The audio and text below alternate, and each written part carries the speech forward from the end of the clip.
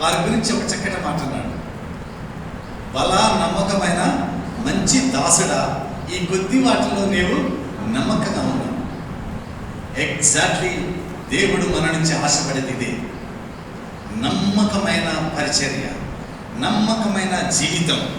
నీకు ఇచ్చిన సంవత్సరాలు నమ్మకంగా నెమ్మదిగా జీవించాలి, దేవునికి ఇష్టమైన రీతిగా జీవించాలి.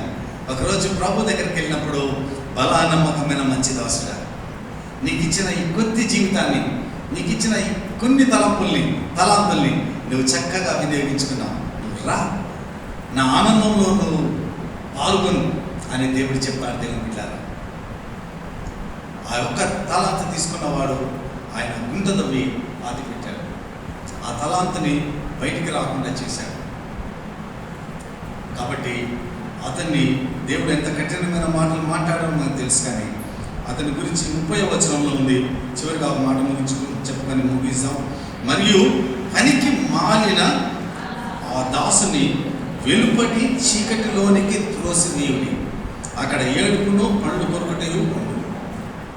పనికి మాలిన వాడా అని దేవుని చేత అన్నబడటం ఎంత దౌర్భాగ్యమైన పరిస్థితి అండి.